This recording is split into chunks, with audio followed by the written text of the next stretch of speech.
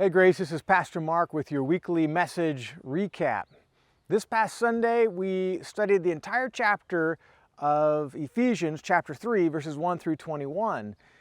And in this chapter, Paul reveals two principles that God has, in His manifold wisdom, has chosen to use to proclaim His eternal purpose in Christ. So I want you to consider going to our website and listening to this entire message online, as there's too many different points to cover in this brief recap. The two principles that Paul brings out is, first of all, that God has chosen to use imperfect vessels to proclaim the riches of faith in Jesus Christ. Paul is a great example of this. Paul is an unlikely candidate to be God's spokesperson for this message about Christ. First of all, because he, before his faith in Jesus, was a persecutor of the church. He was opposed to the message very publicly. He put Christians in jail and persecuted them violently. And so God's choosing Paul, you wouldn't think of him initially as a candidate to proclaim the message that he once opposed. Secondly, he's a Jew. And because Israel was God's chosen people, Gentiles by their very nature, by their very birth, were on the outside looking in. They were outside of the commonwealth of Israel. And this new message in Christ was that the Jew and the Gentile were now one new man, and the Gentiles were fellow heirs with Israel in the riches of Christ. They're a part of the church now and receive full inheritance as sons. And so God chose to use Paul to proclaim this message.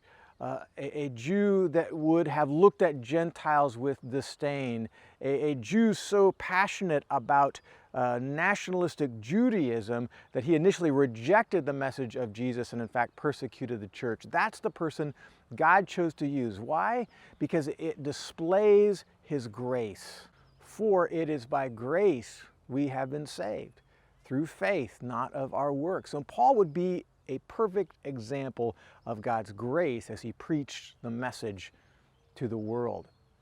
The second imperfect vessel that God chooses to use, Paul tells us in chapter 3 that through God's manifold wisdom, He made known to angels, angelic hosts, principalities and powers, His wisdom through the church. That's us. And I can't think of a more imperfect vessel to proclaim His truth than the church itself, because the church is comprised of flawed people, just like me, just like you. Yet, this is a part of God's divine, eternal purpose, His plan to proclaim the message, because it is by grace. And we are a people that have been saved by God's divine gift of grace, His salvation offered to us in Jesus Christ. So we're actually the perfect vessels, therefore, to preach the message of grace. The second principle that Paul brings out in chapter 3 can be found in his prayer for these believers. And that is this, that transformation has to be concomitant with comprehension of what God is doing. Simply said, it is through our experience of God that we more fully understand who God is and His plan for the world.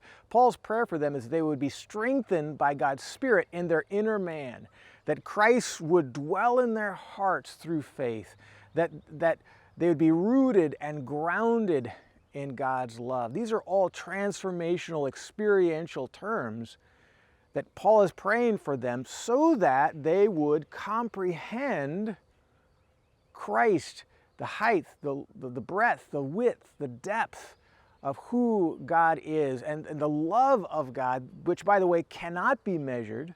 Paul is encouraging the believers through this prayer to just simply take steps of faith. Chapter 3 is a transition from the first half of the book of Ephesians to the second half, which chapter 4, 5, and 6 are all practical, experiential living out of our faith. And he's saying, in order to live out our faith, to really comprehend the fullness of God, we have got to be participating in God's plan, to be rooted, established, firmly grounded in our understanding of God is to be walking and making choices of faith every single day. This is how God teaches us about himself, is in our taking steps of faith as an imperfect, flawed vessel, as he reveals his plan to us more fully and our part in his eternal purpose. This upcoming Sunday, Pastor Logan is going to be teaching the first part of Ephesians chapter 4. So if you want to read ahead, I would encourage you to do so. And until then, I'll be praying for you and looking forward to seeing you on Sunday.